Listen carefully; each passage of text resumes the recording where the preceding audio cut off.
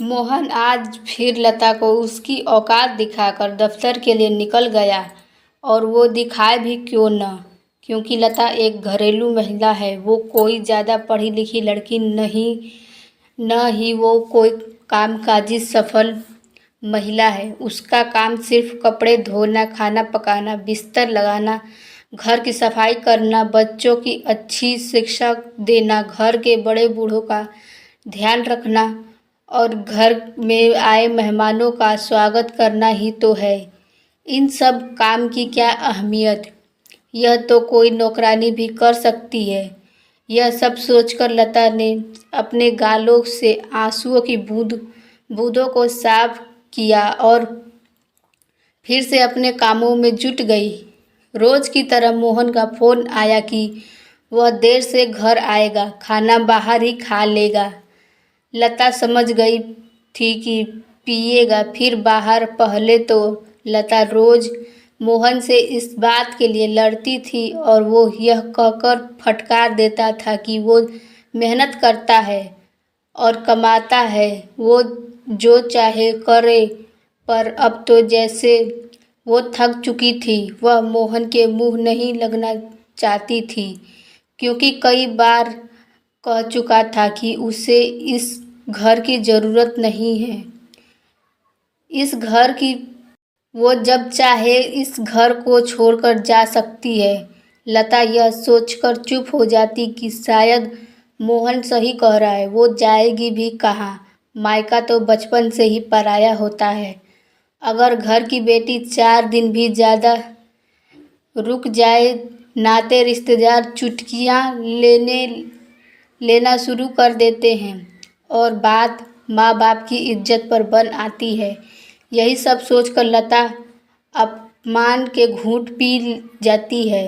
अगले दिन लता की तबीयत कुछ ठीक नहीं लग रही थी। उसने नापा तो उसे बुखार था। लता ने घर पर ही रखी दवा ले ली और जैसे तैसे नाश्ता और बच्चों का टिफिन लगा दिया और कमरे में जाकर लेट गई। मोहन यह कहकर चला गया कि डॉक्टर को दिखा लेना। शाम तक लता का बुखार बढ़ गया। उसकी तबीयत में जरा भी सुधार नहीं हुआ।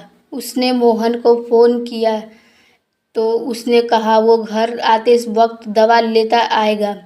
मोहन ने लता के पास दवा रख दी और कहा ले लो, क्योंकि उसने दवा लाने का इतना महान काम जो किया, पत्नी ऐसा नहीं कर सकती। वो दवा देगी और प्यार से उसके माथे पर हाथ फेरेगी। उधर सासू माँ ने खाना बनाकर आज रात के लिए यह मोहर लगा दी कि वाकई में इस घर को लता की ज़रूरत नहीं। रात को लता ने खाना नहीं खाया। वो बेचैन होकर तड़प रही थी। उधर मोहन चैन की नींद सो रहा था। सोए भी क्यों न, उसे अगले दिन काम पर जो जाना था। वो कमाता है, इस घर को उसकी बहुत आवश्यकता है। अगले दिन मोहन दवा ले लेना कहकर चला गया और रात को डॉक्टर के पास चलना अपना महान फर्ज निभा कर चला गया। उधर सास ने भी बीमारी में हाथ पैर चलाने की नसीहत देकर महानता का उदाहरण दे दिया। शाम को लता की तबीयत और बिगड़ गई। सास ने मोहन को फ़ोन की। उसने कहा कि वो अभी आता है, पर मोहन को यह कहे भी 1 घंटा हो गया। फिर मोहन को दोबारा फ़ोन की, तब तक लता मौत के करीब पहुंच चुकी थी। मोहन घर आकर उसे अस्पताल ले गया, तब तक लता मर चुकी थी। अब लता को किसी की ज़रूरत नहीं थी, पर अब लता की सबको ज़रूरत थी। आज लता की 13वीं हो चुकी थी। दिलासा देने वाले मेहमान सब जा चुके थे। अब मोहन को दफ्तर जल्दी नहीं जाना था। जाता भी कैसे? अब उसे घर के बहुत से काम करने थे जो लता के होने पर उसे पता नहीं चलता था।